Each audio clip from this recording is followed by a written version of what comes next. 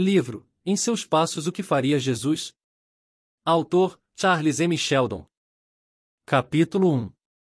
Para isso vocês foram chamados, pois também Cristo sofreu no lugar de vocês, deixando-lhes exemplo, para que sigam os seus passos. 1 Pedro 2:21, era manhã de sexta-feira, e o reverendo Henry Maxwell tentava terminar o sermão para a manhã de domingo.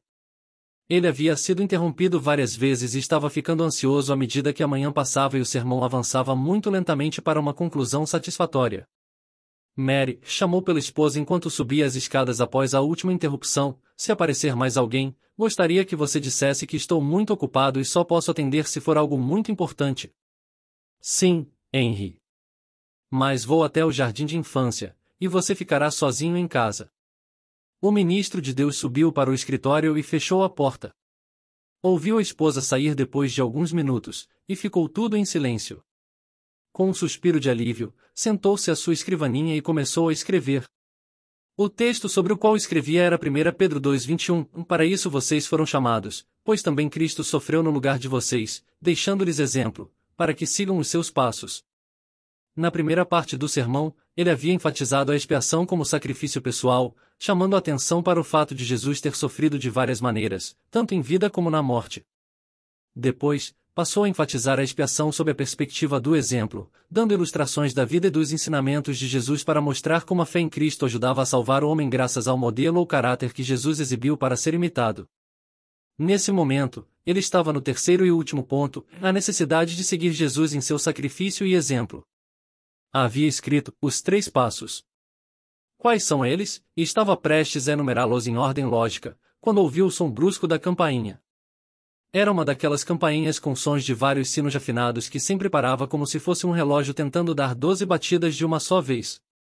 Sentado diante de sua escrivaninha, Henry Maxwell franziu levemente a testa. Não fez movimento algum para atender a campainha. Logo ela tocou mais uma vez, então ele se levantou e foi até uma das janelas de onde podia ver a porta da frente. Havia um homem em pé na escada. Era um jovem muito mal vestido. Parece um mendigo, disse o ministro. Pelo visto, vou ter que descer e... Sem terminar a frase, desceu as escadas e abriu a porta. Houve uma pequena pausa enquanto os dois se olhavam, e então o rapaz maltrapilho disse: estou desempregado, senhor, e imaginei que talvez o senhor pudesse me ajudar a arrumar alguma coisa para fazer. Não sei de nada. Quase não há trabalho por aqui, respondeu o ministro, enquanto fechava a porta devagar. Eu não sabia, mas talvez o senhor pudesse me indicar para a ferrovia da cidade, me recomendar para o responsável pela oficina ou algo assim, continuou o jovem, enquanto passava, ansioso, o chapéu puído de uma mão para a outra. Não adiantaria. Desculpe, mas estou muito ocupado agora. Espero que encontre alguma coisa. Sinto muito não ter nada para você aqui. Tenho só um cavalo e uma vaca, e eu mesmo cuido do trabalho deles. O reverendo Henry Maxwell fechou a porta e ouviu o rapaz descer a escada. Enquanto voltava para o escritório, olhou pela janela do corredor e viu que o homem seguia devagar pela rua, ainda com o chapéu nas mãos. Havia algo naquela figura sem ânimo, sem teto e sem amparo que fez o ministro hesitar por um instante enquanto olhava para ela. Então ele voltou para a escrivaninha e, com um suspiro, retomou de onde havia parado. Não houve mais interrupções, e, quando sua esposa chegou, 2 horas depois, o sermão estava concluído, e as folhas espalhadas, agora agrupadas e organizadas sobre sua Bíblia, estavam prontas para o culto da manhã de domingo. Aconteceu algo estranho lá no jardim de infância hoje de manhã, Henry disse à esposa enquanto jantavam. Fui visitar a escola com a Sra. Brown e, logo depois das brincadeiras, enquanto as crianças estavam em suas mesas, a porta se abriu e entrou um rapaz segurando um chapéu esfarrapado. Ele se sentou perto da porta e não disse uma palavra, ficou ali olhando para as crianças. Dava para ver que era um mendigo, e a senhorita Vren e a assistente dela, a senhorita Kyle, ficaram um pouco assustadas no começo, mas ele continuou sentado lá em silêncio e, depois de alguns minutos, foi embora.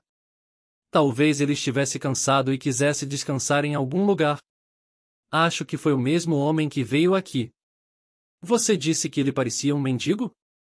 Sim, parecia um mendigo, bem sujo e esfarrapado. Não devia ter mais que 30 ou 33 anos. É o mesmo, disse o reverendo Henry Maxwell, pensativo. Você terminou o sermão, Henry? Perguntou a esposa, após uma pausa. Sim, tudo pronto. Foi uma semana bem cheia para mim. Os 2 sermões me deram bastante trabalho. Espero que gostem deles no domingo, respondeu a esposa, com um sorriso. Sobre o que você vai pregar pela manhã? Seguir Cristo. Falo sobre a expiação do ponto de vista do sacrifício e do exemplo, e depois mostro os passos necessários para seguir o sacrifício e o exemplo de Jesus. Tenho certeza de que será um bom sermão. Espero que não chova domingo. Temos tido domingos tão chuvosos ultimamente. Sim, já faz um tempo que o número de pessoas está bem reduzido. As pessoas não costumam ir à igreja em meio a um temporal. O reverendo Henry Maxwell suspirou ao dizer isso.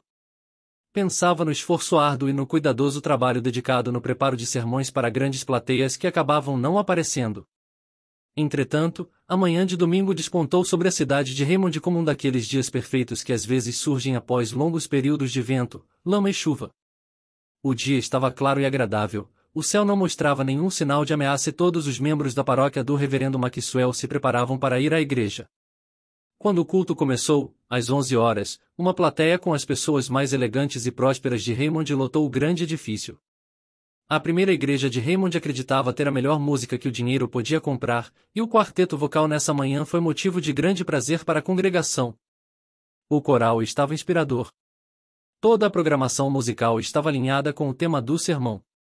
E o hino era uma adaptação elaborada em uma versão mais moderna que dizia: em Jesus, tomei minha cruz, deixei tudo para te seguir.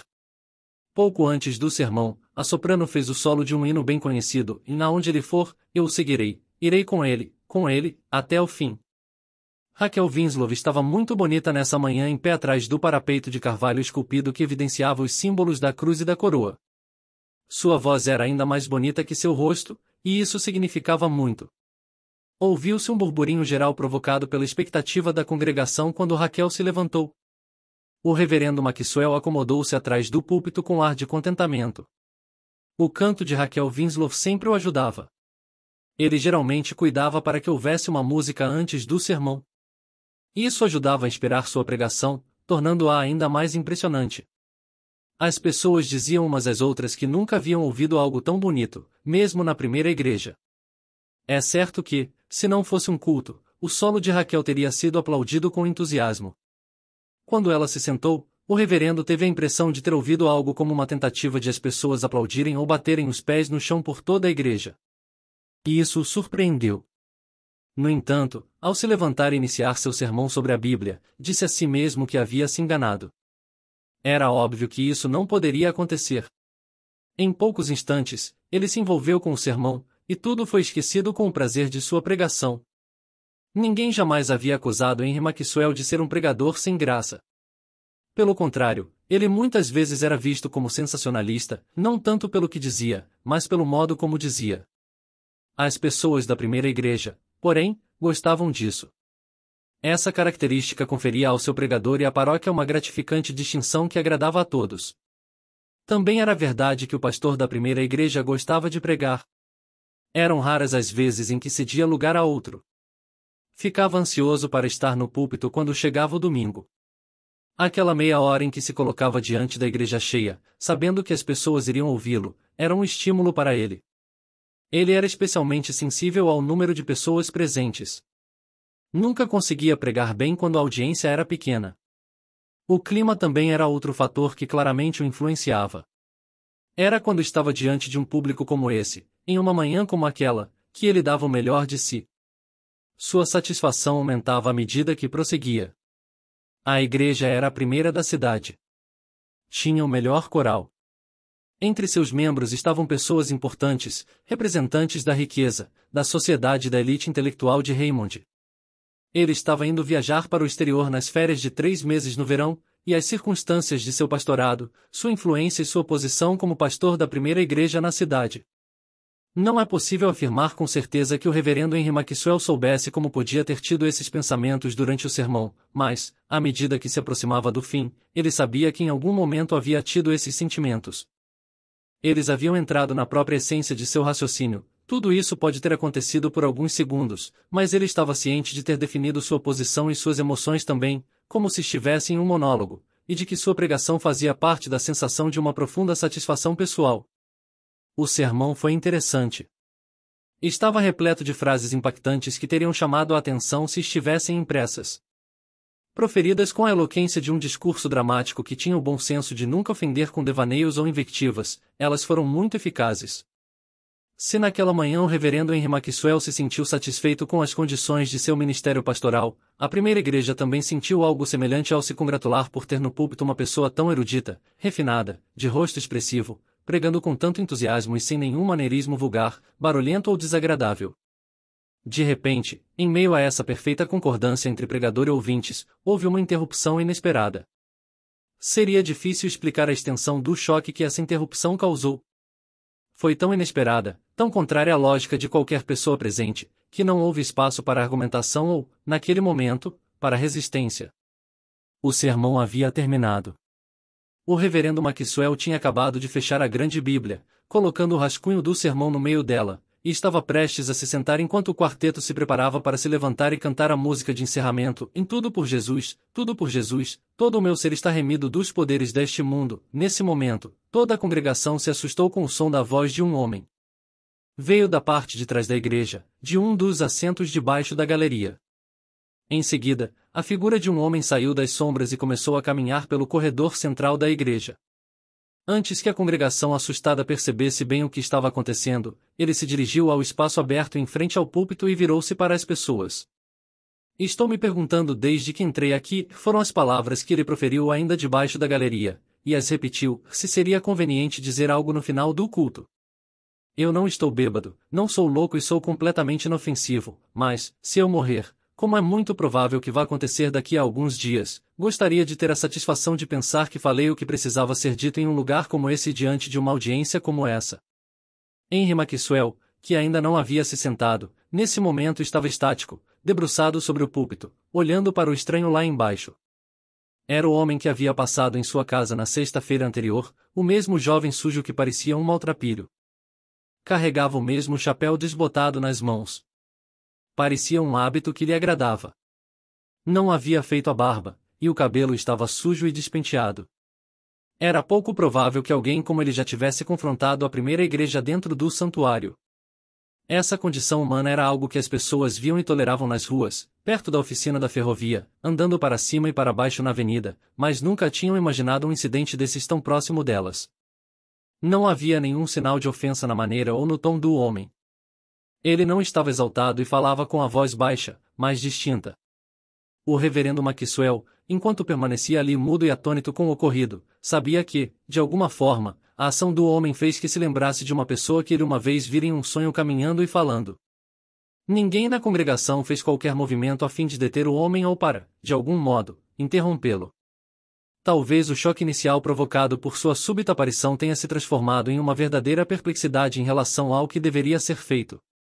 De qualquer forma, ele continuou, como se não imaginasse que pudesse ser interrompido e sem pensar no elemento inusitado que havia introduzido na liturgia da primeira igreja. E, enquanto o homem falava, o ministro permaneceu debruçado sobre o púlpito, com o rosto cada vez mais pálido e mais triste a cada instante. Contudo, não fez nada para detê-lo, e as pessoas continuaram sentadas, tomadas por um silêncio tenso. Outro rosto, o de Raquel Winslow do coral, estava pálido e voltado para aquela figura maltrapilha com o chapéu desbotado. O rosto dela estava impressionante. Sob a pressão daquele incidente jamais visto, seu rosto se distinguia tanto que parecia emoldurado por chamas. Eu não sou um mendigo comum, embora não conheça nenhum ensino de Jesus que diga que certo tipo de mendigo é menos digno de salvação do que outro. Alguém conhece? Fez a pergunta com tanta naturalidade que era como se toda a congregação estivesse em uma pequena classe de estudo bíblico. Parou por um instante e tossiu, expressando dor. Então continuou. Perdi o emprego há 10 meses. Sou tipógrafo. As novas máquinas de linotipo são belos exemplos de invenção, mas conheço 6 homens que se suicidaram em um período de 1 ano por causa dessas máquinas. É claro que não culpo os jornais por comprarem essas máquinas. No entanto, o que se pode fazer? Eu sei que nunca aprendi nada além do meu ofício, e é só isso que sei fazer. Andei por todo o país tentando encontrar alguma coisa. Há muita gente na mesma situação que a minha. Eu não estou reclamando, estou apenas apresentando fatos. Mas fiquei me perguntando, enquanto estava sentado ali debaixo da galeria, se o que vocês chamam de seguir Jesus é a mesma coisa que ele ensinou. O que ele quis dizer quando falou, sigam-me? O reverendo alertou, e nesse momento ele se virou e olhou para o púlpito, que é necessário que o discípulo de Jesus siga os passos dele, e explicou que esses passos são obediência, fé, amor e imitação. Mas eu não ouvi explicar exatamente o que ele quis dizer com isso, sobretudo o último passo. O que vocês, cristãos, entendem por seguir os passos de Jesus?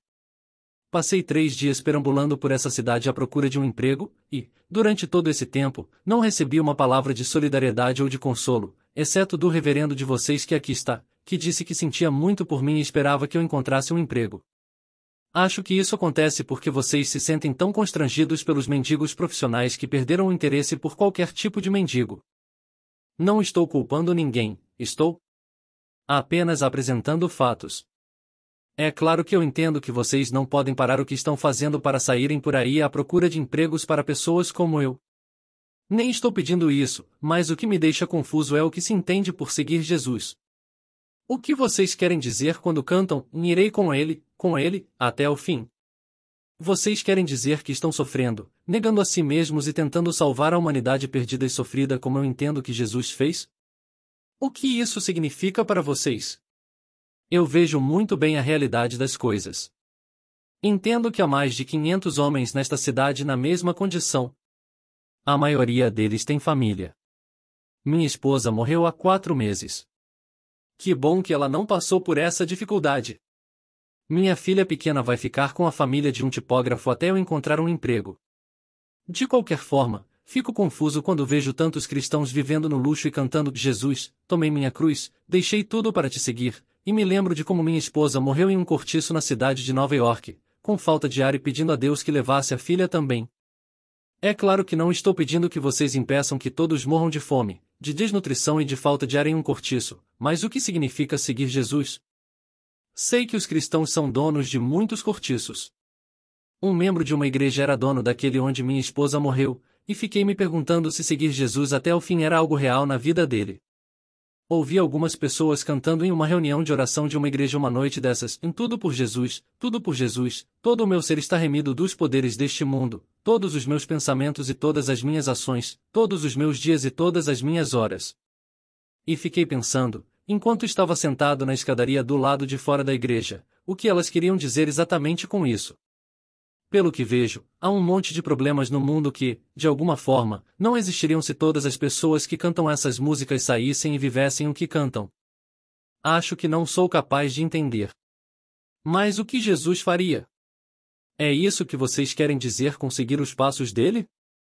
Às vezes me parece que as pessoas nas igrejas grandes têm boas roupas e belas casas para morar, dinheiro para gastar com luxos, podem viajar nas férias de verão e tudo mais, enquanto as pessoas fora das igrejas, milhares de pessoas, morrem em cortiços, andam pelas ruas à procura de emprego, nunca terão um piano ou um quadro pendurado em casa e crescem em meio à miséria, à embriaguez e ao pecado.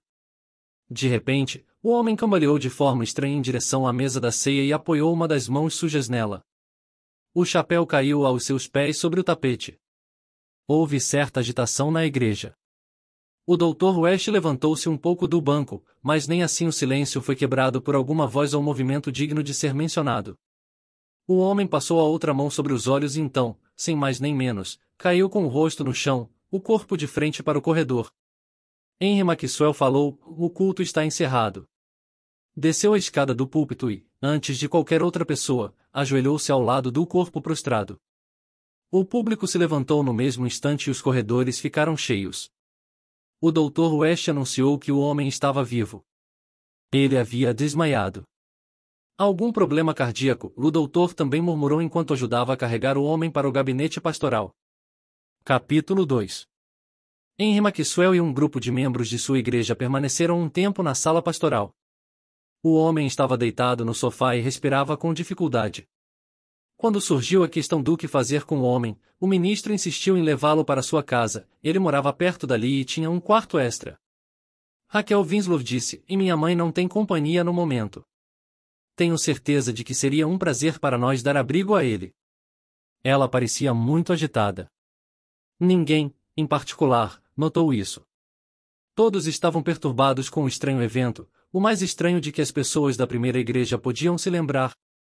Entretanto, o ministro insistiu em cuidar do rapaz, e, quando o meio de transporte chegou, aquele homem inconsciente, mas ainda vivo, foi levado para sua casa. Com a chegada dele ao quarto de hóspedes do ministro, começou um novo capítulo na vida de Henry Maxwell, e, ainda assim, ninguém, muito menos ele, sonhava com a grande mudança que isso traria para toda a sua definição posterior de discipulado cristão.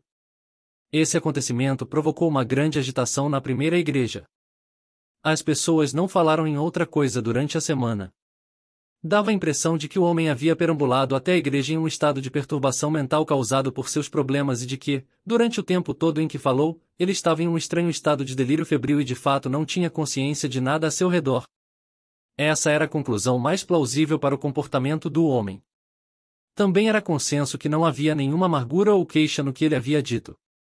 Ele tinha falado tudo em um tom calmo e contrito, quase como se fosse um membro da congregação procurando entender algum assunto muito complicado. No terceiro dia na casa do ministro, houve uma notável mudança em seu estado de saúde. O médico comentou sobre ela, mas não deu esperanças. No sábado de manhã, ele ainda estava com vida, embora houvesse piorado rapidamente à medida que o final de semana se aproximava. No domingo de madrugada, pouco antes de o relógio marcar 1 da manhã, ele reuniu toda a força que lhe restava e perguntou se sua filha havia chegado. O ministro pediu que a buscassem assim que encontrou o endereço em algumas cartas que estavam no bolso do homem. Ele estava consciente e conseguiu falar com lucidez apenas por alguns instantes desde o desmaio. Sua filha está chegando. Logo estará aqui, disse o Sr. Maxwell, sentado ali, com o rosto cansado das várias noites de vigília, pois fez questão de ficar ao lado do homem todas as noites. Eu nunca mais vou vê-la neste mundo, sussurrou o homem. Então pronunciou com grande dificuldade as seguintes palavras: vocês têm sido bons comigo. De alguma forma, sinto que era isso que Jesus faria. Após alguns minutos, ele virou um pouco a cabeça e, antes que o Sr. Maxwell percebesse, o médico revelou baixinho e ele se foi. A manhã de domingo que despontou sobre a cidade de Raymond foi exatamente como a do domingo anterior. O Sr. Maxwell subiu ao púlpito para encarar uma das maiores plateias que a primeira igreja já havia visto. Ele estava abatido e parecia ter acabado de se recuperar de uma doença prolongada. Sua esposa estava em casa com a menina, que havia chegado no trem da manhã, 1 hora após a morte do pai. Ele ficará lá, deitado naquele quarto vago, sem mais problemas, e o ministro pôde imaginar o rosto dele enquanto abria a Bíblia e organizava suas diversas anotações na lateral do púlpito, como era seu hábito havia 10 anos. O culto naquela manhã contou com um novo elemento. Ninguém se lembrava de uma só vez em que Henry Maxwell houvesse pregado pela manhã sem recorrer às suas anotações. Na verdade, ele fizera isso uma vez ou outra quando começou no ministério, mas há muito tempo escrevia cuidadosamente todas as palavras de seu sermão matinal, e quase sempre o da noite também. Não se pode dizer que seu sermão naquela manhã tenha sido eloquente ou impressionante. Ele pregou com muita hesitação. Era evidente que tinha em mente algo importante que precisava ser dito, mas não estava relacionado ao tema que ele havia escolhido para a pregação daquela manhã. Já estava quase no final de seu sermão quando ele conseguiu reunir a força que dolorosamente lhe havia faltado no início. Fechou a Bíblia e, ao lado do púlpito, encarou sua congregação e começou a falar sobre a cena marcante ocorrida na semana anterior. Nosso irmão, as palavras proferidas por seus lábios soaram um pouco estranhas, faleceu nesta manhã. Ainda não tive tempo de conhecer toda a história dele. Ele tinha uma irmã que mora em Chicago. Escrevi para ela, mas ainda não obtive resposta. A filhinha dele está conosco e permanecerá aqui por um tempo.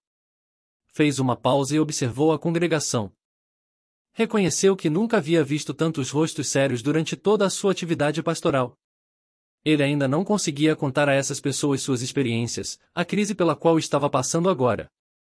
Mas conseguiu transmitir um pouco do que estava sentindo a congregação, e não lhe parecia estar agindo por um impulso descuidado se continuasse a expressar nessa manhã parte da mensagem que trazia no coração.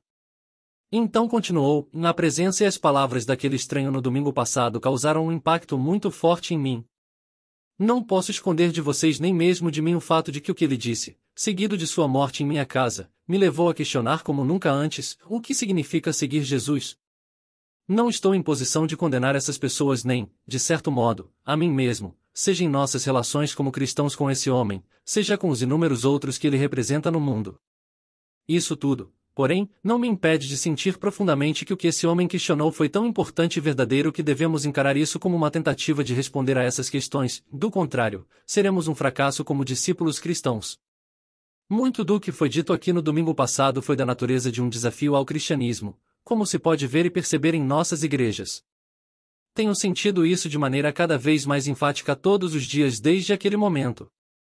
E não sei se haverá um momento mais apropriado do que este para propor um plano, ou um propósito, que está passando pela minha cabeça como uma resposta satisfatória a muito do que foi dito aqui no domingo passado. Mais uma vez, Henry Maxwell fez uma pausa e estudou os rostos de sua congregação. Havia alguns homens e mulheres poderosos e sérios na primeira igreja.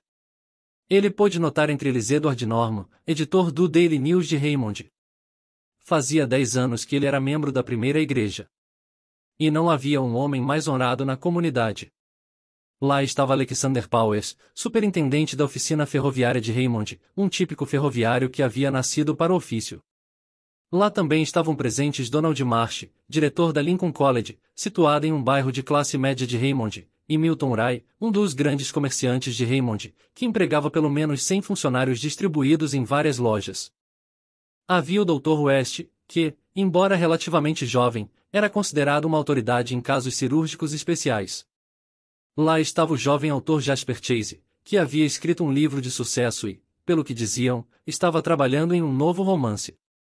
Havia também a senhorita Virginia Page, que, com a morte recente do pai, havia herdado pelo menos $1 milhão e apresentava atrativos pessoais e intelectuais acima da média. E, não menos importante, Raquel Winslow, sentada no coro, reluzia um brilho de beleza inigualável nessa manhã graças ao seu grande interesse pela situação como um todo.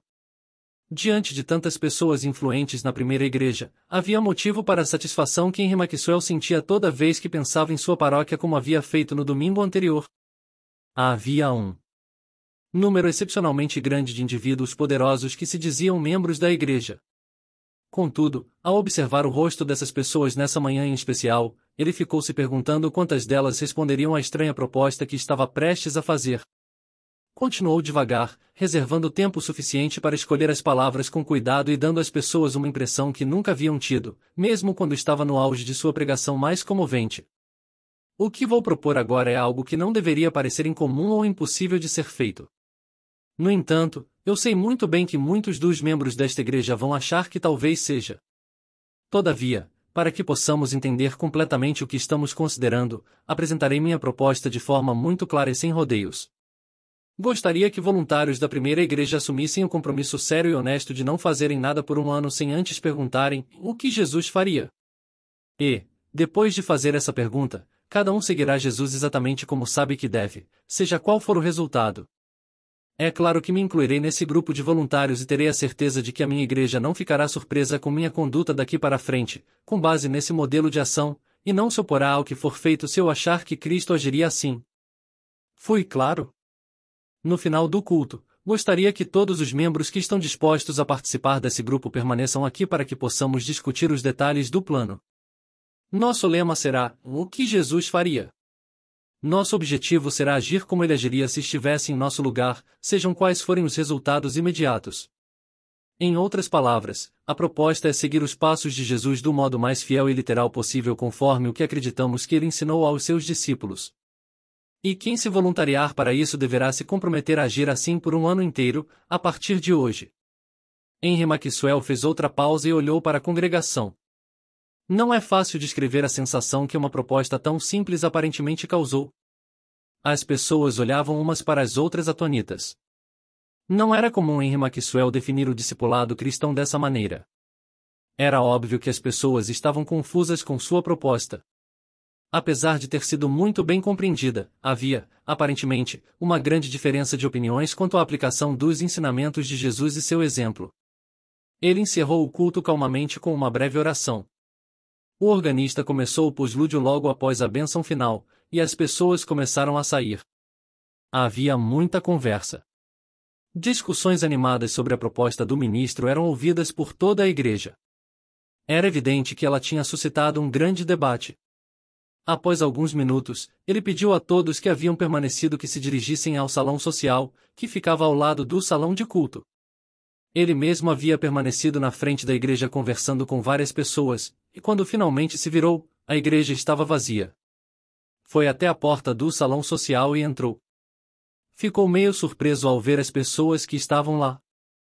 Não estava certo de que haveria ali algum de seus membros, mas também não esperava que tantos estivessem prontos para encarar uma prova tão literal do discipulado cristão que ele tinha à sua frente agora.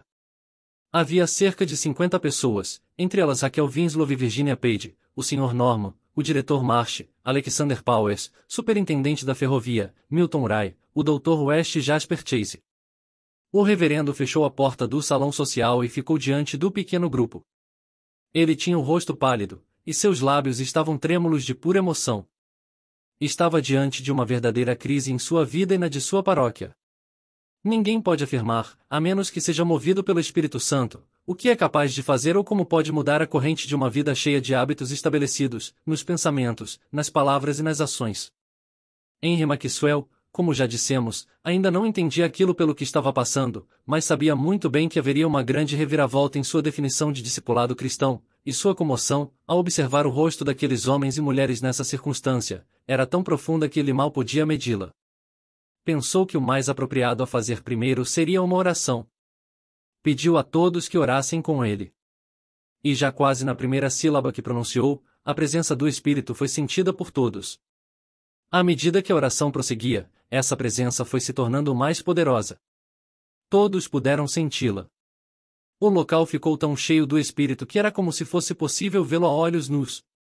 Quando a oração terminou, houve um silêncio que durou alguns minutos. Todas as frontes ainda continuavam prostradas. O rosto de Henry Maxwell estava coberto de lágrimas. Nem mesmo uma voz vinda do céu, confirmando a promessa daquelas pessoas de seguirem os passos do Mestre, poderia dar a todos os ali presentes mais certeza da bênção divina. E assim começou o movimento mais sério já visto na primeira igreja de Raymond. Todos nós entendemos, disse ele muito baixinho, no compromisso que assumimos. Nós nos comprometemos a fazer todas as coisas em nossa vida diária depois de fazermos a pergunta, o que Jesus faria, seja qual for o resultado disso. Em algum momento vou poder contar a vocês a mudança maravilhosa que aconteceu em minha vida em apenas uma semana. Não posso fazer isso agora. Mas a experiência pela qual tenho passado desde o último domingo tem me deixado tão insatisfeito com a definição de discipulado cristão que até então eu tinha que fui obrigado a tomar essa medida. Não tive coragem de começar sozinho. Sei que estou sendo guiado pela mão do amor divino em tudo isso que estou fazendo. O mesmo impulso divino deve ter guiado vocês também. Todos entendemos perfeitamente o compromisso que assumimos? Eu gostaria de fazer uma pergunta, disse Raquel Winslow. Todos se viraram para ela. Seu rosto irradiava uma formosura que nenhuma beleza física jamais poderia conter. Estou um pouco em dúvida quanto à fonte do nosso conhecimento sobre o que Jesus faria. Quem deve decidir por mim o que ele faria em meu lugar? É uma época diferente. Há muitas questões complicadas em nossa civilização que não são mencionadas nos ensinos de Jesus. Como vou saber o que ele faria? Não há como saber isso, respondeu o pastor, exceto quando examinamos Jesus por meio do Espírito Santo.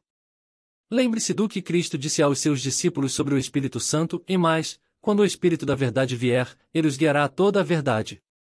Não falará de si mesmo, falará apenas o que ouvir, e lhes anunciará o que está por vir.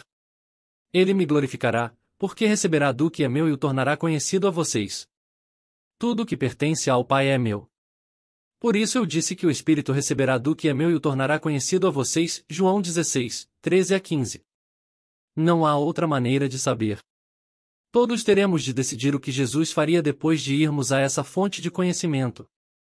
E se, quando fizermos certas coisas, outros disserem que Jesus não as faria assim? Perguntou o superintendente de ferrovias. Não podemos impedir que isso aconteça. Mas devemos ser completamente honestos com nós mesmos. O modelo da ação cristã não pode variar na maioria dos nossos atos. E, ainda assim, o que um membro da igreja pensa que Jesus faria, outro se recusa a aceitar como a provável atitude de Jesus. Como é tornar nossa conduta uniformemente semelhante à de Cristo? Será possível chegar sempre às mesmas conclusões em todos os casos? Perguntou o diretor Marsh.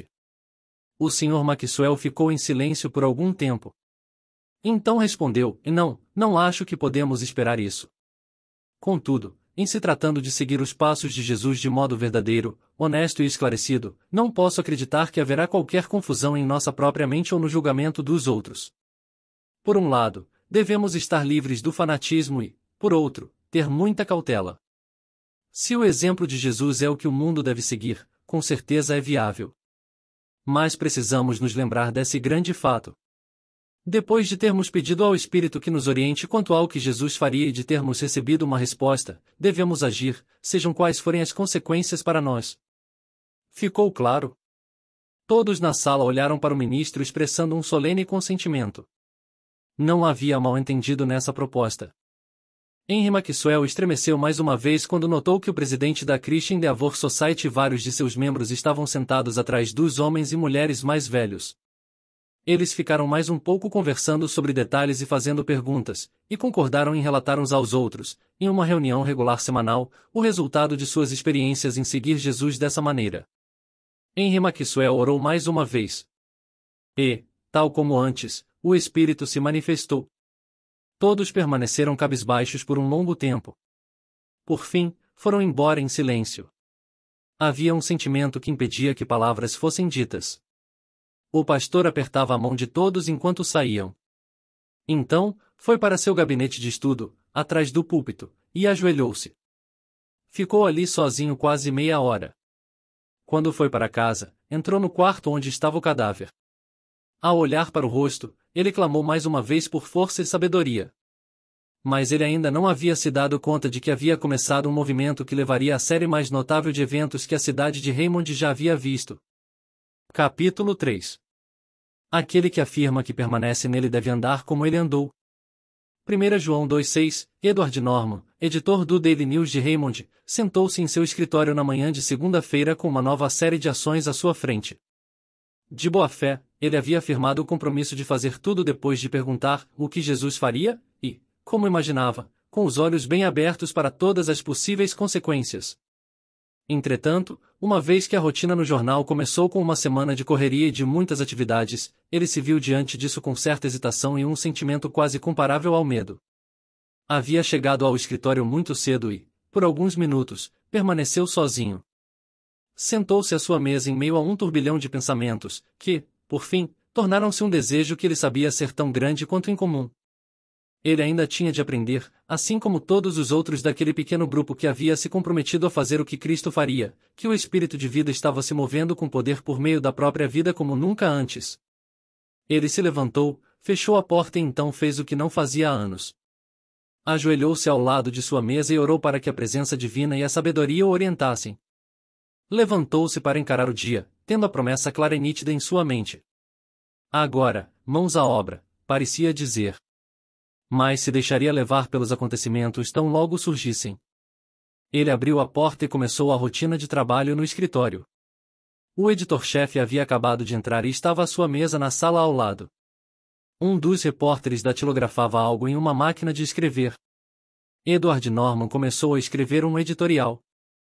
O Daily News era um jornal vespertino, e Norman geralmente terminava o editorial antes das 9 horas.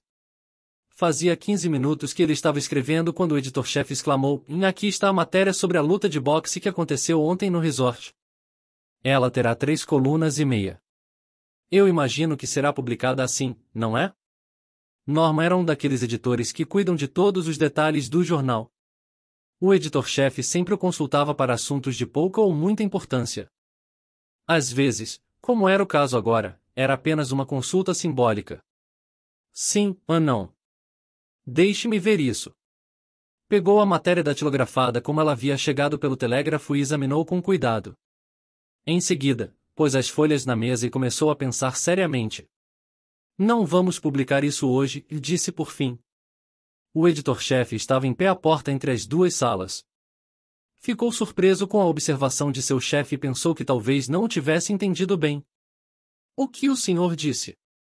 Deixe-a de fora. Não vamos usá-la. Mas, o editor estava simplesmente estarrecido.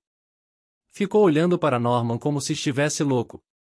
Clark, não acho que isso deva ser incluído no jornal, e assunto encerrado, disse Norman, encarando-o de sua mesa. Clark raramente discutia com o chefe. A palavra dele sempre era lei no escritório, e já se sabia que ele quase nunca mudava de ideia. As circunstâncias agora, no entanto, pareciam ser tão extraordinárias que Clark não podia deixar de se manifestar. O senhor está me dizendo que o jornal vai ser impresso sem uma palavra sobre a luta de boxe? Sim. É isso que eu estou dizendo. Mas nunca fizemos isso. Todos os outros jornais vão falar sobre a luta. O que os nossos assinantes vão dizer? Ora, isso é simplesmente... Clark fez uma pausa, incapaz de encontrar palavras para exprimir o que pensava. Pensativo, Norman olhou para Clark. O editor-chefe era membro de uma igreja de uma denominação diferente da de Norman. Os dois nunca haviam conversado sobre assuntos religiosos, embora fossem colaboradores do jornal havia vários anos.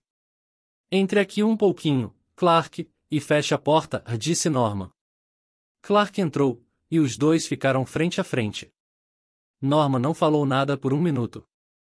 Então, exclamou de repente, Clark, se Cristo fosse editor de um jornal, você acha, honestamente, que ele publicaria 3 colunas e meia sobre uma luta de boxe? Não. Acho que não. Bem, essa é a única razão que eu tenho para cortar essa matéria do News. Decidi não fazer por um ano nada relacionado ao jornal que, honestamente, acredito que Jesus não faria. Clark não teria ficado nem mais um pouco surpreso se o chefe, de repente, tivesse enlouquecido. De fato, ele achava que algo estava errado, embora, em sua opinião, Norman fosse um dos últimos homens do mundo que perderia a cabeça. Que consequência essa sua decisão trará para o jornal? Finalmente conseguiu perguntar com uma voz fraca. O que você acha? Perguntou Norman com um olhar perspicaz. Acho que isso vai prejudicar o jornal, Clark respondeu prontamente. Ele estava se refazendo de seu estado de perplexidade e começou a protestar. Ora, não é viável dirigir um jornal hoje em dia com base nesse conceito. É muito idealismo. O mundo não está preparado para isso. Não se mantém um jornal assim. Eu tenho plena certeza de que, se você deixar essa matéria sobre a luta de boxe de fora, perderemos centenas de assinantes. Não é preciso ser vidente para saber isso. As pessoas mais influentes da cidade estão ansiosas para lê-la. Elas sabem da luta e, quando abrirem o jornal hoje, vão esperar pelo menos meia página. É óbvio que o senhor não pode ignorar os desejos do público a tal ponto. Na minha opinião, será um grande erro se o senhor fizer isso. Norman ficou em silêncio por um instante. Em seguida, disse de forma gentil, mas firme. Clark, na sua sincera opinião, qual é o padrão correto para se determinar uma conduta? O único padrão correto para todos seria a atitude que Jesus Cristo provavelmente teria? Você diria que fazer a pergunta, o que Jesus faria, resume a melhor e mais sublime lei pela qual um homem deveria viver? E depois seguir isso à risca independentemente das consequências? Em outras palavras, você acha que as pessoas em todos os lugares deveriam seguir mais fielmente possível o exemplo de Jesus em seu dia a dia? Clark ficou vermelho e, inquieto, se mexeu na cadeira antes de responder à pergunta do editor. Bem, sim, imagino que, se considerarmos aquilo que as pessoas devem fazer, não há outro padrão de conduta. Mas a pergunta que eu faço é, o que é viável? É possível o jornal se manter dessa forma? Para termos sucesso nesse ramo, temos de nos adaptar às práticas e aos métodos reconhecidos pela sociedade. Não podemos fazer o que faríamos em um mundo ideal. Você quer dizer que não podemos conduzir um jornal estritamente de acordo com princípios cristãos e ser bem-sucedidos? Sim, é exatamente isso que estou dizendo. Não é possível. Vamos à falência em 30 dias. Norman não respondeu de imediato. Ficou bastante pensativo. Teremos oportunidades para conversar sobre esse assunto de novo, Clark. Enquanto isso, acho que devemos procurar nos entender de maneira muito franca. Eu me comprometi, durante um ano, a fazer tudo o que estiver relacionado ao jornal depois de responder à pergunta, o que Jesus faria, o mais honestamente possível. Continuarei a agir dessa forma, acreditando que não apenas poderemos ter sucesso, mas que poderemos ter um sucesso maior do que já tivemos. Clark levantou-se. Então a matéria não entra? Não. Há muito material bom para substituí-la, e você sabe qual é, Clark hesitou. Você vai fazer algum comentário sobre a falta da matéria? Não. Vamos mandar o jornal para a impressão como se a luta de ontem não tivesse acontecido. Clark saiu da sala e foi para sua mesa, sentindo como se tudo tivesse desmoronado. Ele estava atônito, confuso, agitado e consideravelmente irritado. Seu grande respeito por Norman reprimiu a indignação e a revolta que cresciam em seu íntimo, mas, além de tudo isso, havia um sentimento de crescente admiração com a súbita mudança de motivação que havia entrado no escritório do Daily News e ameaçava, como ele piamente acreditava, destruir o jornal. Antes do meio-dia, todos os repórteres, impressores e funcionários do Daily News já sabiam do fato notável de que o jornal seria publicado sem mencionar uma palavra sobre a famosa luta de boxe do domingo. Os repórteres ficaram extremamente perplexos com esse anúncio. Todos nas salas de impressão e de composição tinham algo a dizer sobre o inédito acontecimento. Nas 2 ou 3 oportunidades que o Norman teve para visitar as salas de composição durante aquele dia, as pessoas interromperam o trabalho e olharam por entre as caixas, observando-o com curiosidade. Ele sabia que estava sendo observado, mas não disse nada e fez como se não tivesse percebido. Fim do livro à mostra. Adquira o livro completo. Link na descrição.